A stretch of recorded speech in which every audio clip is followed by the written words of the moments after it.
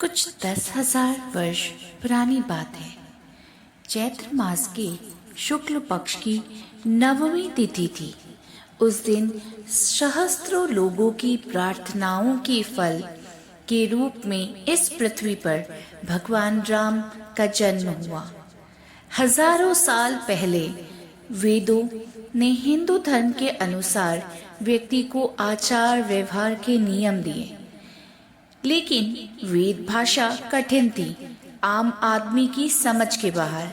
इसलिए जरूरत थी एक ऐसे पुण्य पुरुष की जो अपने जीवन और कृत्य से समाज के लिए आदर्श स्थापित करे। विधाता ने तय किया कि इस दिव्य पुरुष को कठिन से कठिन परिस्थितियों से गुजरना होगा। हर परिस्थिति में उसकी आचार विचार कर्म और निर्णय सारी दुनिया के जीवन का आधार बनेंगे।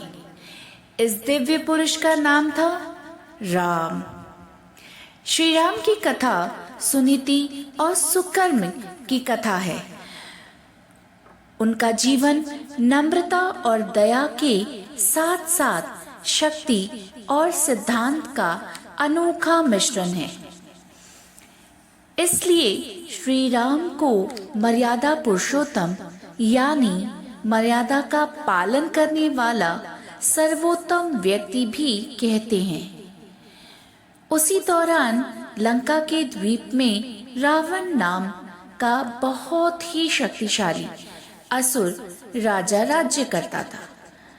खुद को अमर बनाने के लिए उसने कई यज्ञ किए। उसे शिव से वरदान मिला कि ना तो देवता ना ही दानव उसे मार सकेंगे, लेकिन मनुष्य घमंडी रावण उससे बचने के साधन मांगना भूल गया। इस वरदान के चलते रावण का अत्याचार बढ़ने लगा। उसके सैनिकों के जुल्म से राज्य भर में हाहाकार मच गया। सीधे साधे भक्तिवान लोगों को चैन से जीना भी नसीब नहीं था। 10 सिरों और 20 बाहों वाले रावण और उसकी सेना ने पूजा घरों को तोड़ना शुरू कर दिया। बच्चे, स्त्रियां, जानवर, नशे में धुत उन राक्षसों से कोई भी सुरक्षित नहीं था। दशानन 10 सिरों वाले उस राक्षस के आतंक से लोग त्राही त्राही कर उठे।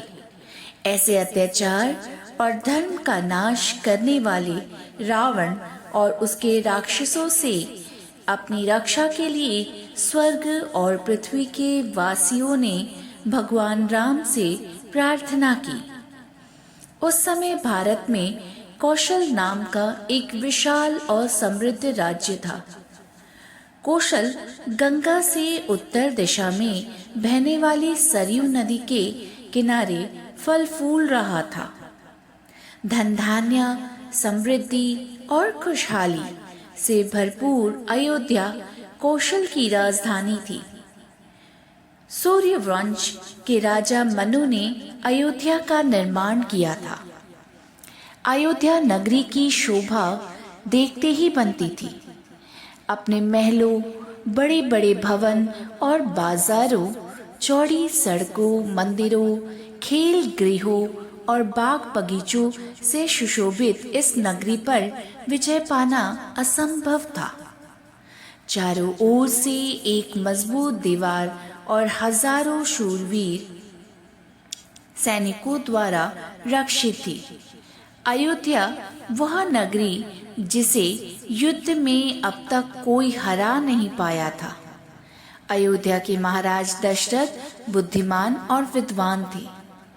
अयोध्यावासी अपने वीर सदाचारी राजा को बहुत आदर और स्नेह देते थे। महाराज दशरथ की 3 रानियां थीं, कौशल्या, पटरानी थी, कैकई, मजली थी और फिर थी सुमित्रा। सब सुख साधनों के बावजूद दशरथ उदास और चिंतित रहते थे, क्योंकि उनकी कोई संतान नहीं थी। पराक्रमी सूर्यवंश के राज सिंहासन को अब कोई वारिस नहीं दे पाने के कारण राज्य और लोगों की भविष्य की चिंता उनके मन को काटती रहती थी। राजगुरु ऋषि वशिष्ठ के परामर्श पर राजा दशरथ ने पुत्र कामेष्टि यज्ञ किया। कुछ समय बाद ईश्वर की कृपा से तीनों रानियों ने पुत्र को जन्म दिया। चैत्र के शुक्ल पक्ष के 9वें दिन महारानी कौशल्या ने राम को जन्म दिया। उसके तुरंत बाद कैकेयी ने भरत को और सुमित्रा ने जुड़वा राजकुमारों लक्ष्मण और शत्रुघ्न को जन्म दिया। अयोध्या ने अपने नन्हे राजकुमारों के आगमन पर घी के दिए जलाए। भगवान ने महाराज दशरथ की प्रार्थना सुन ली थी। स्वर्गलोक भी खुशियां मना रहा था। ऋषि और देवता जानते थे कि राम का जन्म उन्हीं की प्रार्थना का प्रसाद है। चारों राजकुमार सुंदर, सुशील और चतुर थे। अयोध्यावासी चारों भाइयों के परस्पर स्नेह को देखकर बहुत आनंदित होते। लक्ष्मण तो जैसे राम की छाया थे। छुटपन से ही बड़े भैया राम के पीछे पीछे चलने वाले, उनकी आज्ञा का तत्परता से पालन करने वाले, ऐसा ही स्नेह भरत और शत्रुघ्न के बीच था। बड़े भाई राम को वे तीनों बहुत प्यार करते थे। महर्षि वशिष्ठ ने राजकुमारों की शिक्षा दीक्षा आरंभ की। चारों बालक वेदों का अध्ययन करते, धनुष विद्या में कौशल हासिल करते हुए बड़े होने लगे।